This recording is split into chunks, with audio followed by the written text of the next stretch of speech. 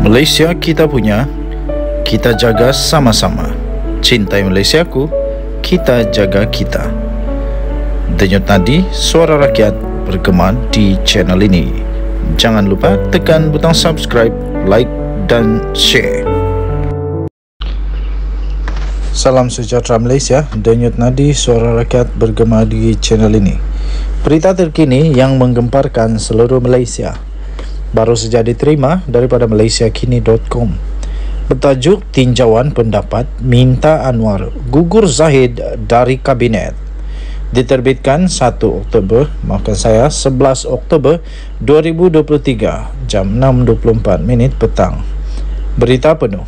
Sejak beberapa minggu ini, desas-desus bertiup kencang mengenai rombakan kabinet pimpinan Perdana Menteri Datuk Seri Anwar Ibrahim. Bagaimanapun, Anwar berkata dia belum membuat keputusan berhubung rombakan kabinet kerajaan perpaduan seperti yang sedang hangat diperkatakan oleh sesetengah pihak pada ketika ini. Apapun, kematian Allahyarham Salahuddin Ayub pada Julai yang lalu telah membuat kekosongan jawatan Menteri Perdagangan Dalam Negeri dan kos sara hidup yang kini perlu diisi. Malaysia kini telah membuat satu tinjauan rambang di sekitar Lembah Klang untuk mengetahui pendapat-pendapat mengenai menteri mana yang perlu diganti atau menteri mana yang perlu dikekalkan atau menteri mana yang dibawa masuk ke dalam kabinet. Timbalan Perdana Menteri Ahmad Zahid Hamidi adalah yang paling kerap disebut sebagai menteri yang patut digugurkan daripada barisan jemaah menteri. Sementara itu, ramai menyambut baik prestasi Menteri Belia dan Sukan iaitu Hannah Yeoh, Menteri Pengangkutan Anthony Loke dan Menteri Pertahanan Muhammad Hassan. Katanya, saya minta maaf, tetapi saya bukan peminat tegar dia iaitu Zahid, kata seorang pelajar Institut Pengajian Tinggi IPT yang hanya mahu dikenali sebagai Akshan dari bawah.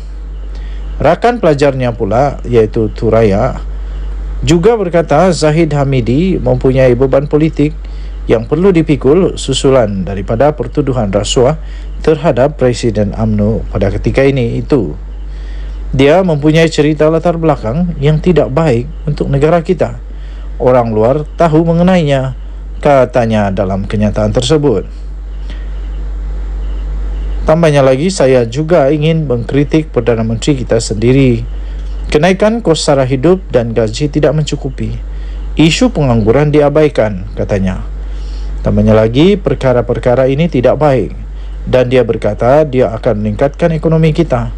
Tapi saya melihat bahwa ia masih dalam keadaan buruk, kata Thuraya.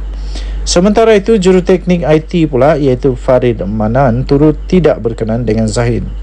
Dia juga merasakan Menteri Multimedia dan Komunikasi Fahmi Fadzil dan Menteri Ekonomi Rafizi Ramli juga tidak melakukan secukupnya untuk menunjukkan mereka layak memegang jawatan. Manakala peniaga Sivaguru Krishna Rao pula mencadangkan agar Zahid dan rakannya dalam UMNO, Menteri Jabatan Perdana Menteri Azalina Osman Said perlu dibuang daripada kabinet. Mungkin mereka sedang melakukan kerja mereka, tapi saya tidak pernah mendengar apa-apa daripada mereka, katanya.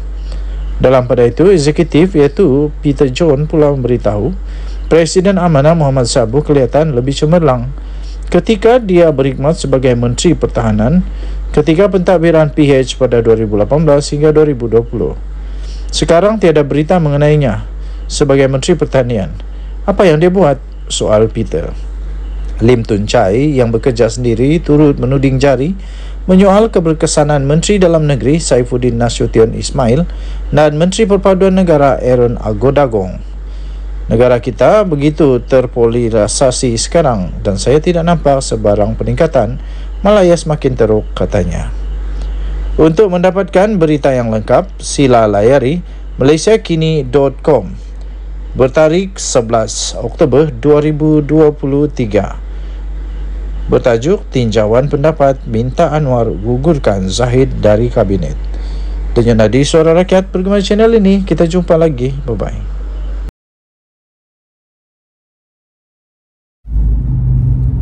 Salam sejahtera Malaysia. Denyut nadi suara rakyat bergema di channel ini.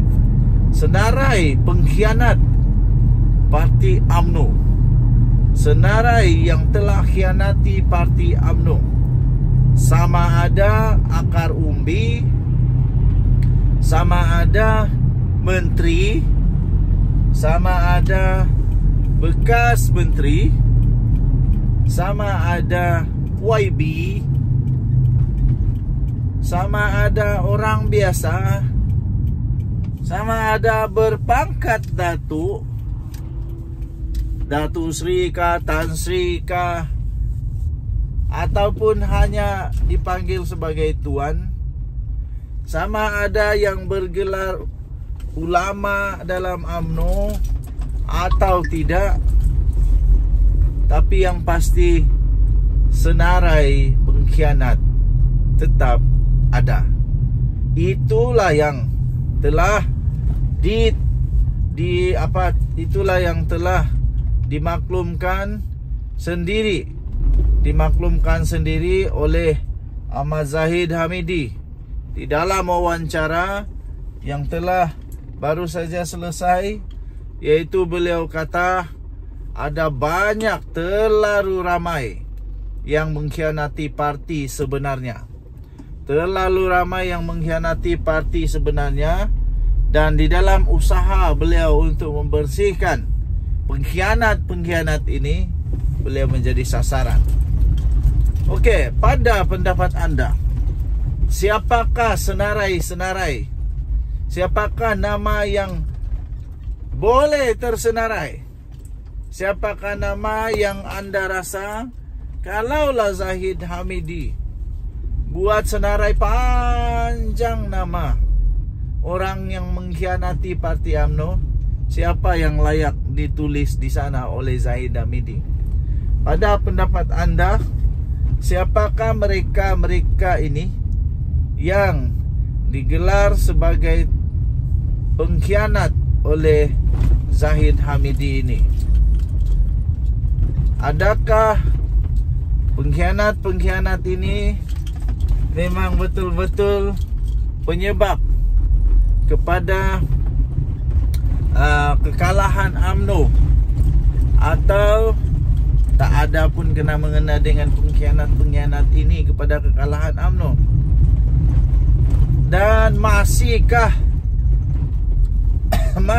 banyak, masihkah ramai yang masih lagi pengkhianat parti dalam UMNO, yang masih dalam UMNO? Dan kalau memang Zahid Hamidi tahu ada pengkhianat-pengkhianat, buang saja semualah kan, supaya tidak rosak parti UMNO. Itu yang mungkin ramai orang mau. Okey. So dia kata bukan mudah untuk mengendalikan sebuah parti yang dilemahkan daripada dalam. Dan kita tahu beberapa parti yang menjadi dasar bagi menanamkan kebencian kepada kita, kata beliau. Pada waktu yang sama, menggunakan pengkhianat-pengkhianat dalaman ini untuk memecah belahkan parti dari dalam. Dan ini cukup sukar dan tidak mustahil untuk kita bangkit semula.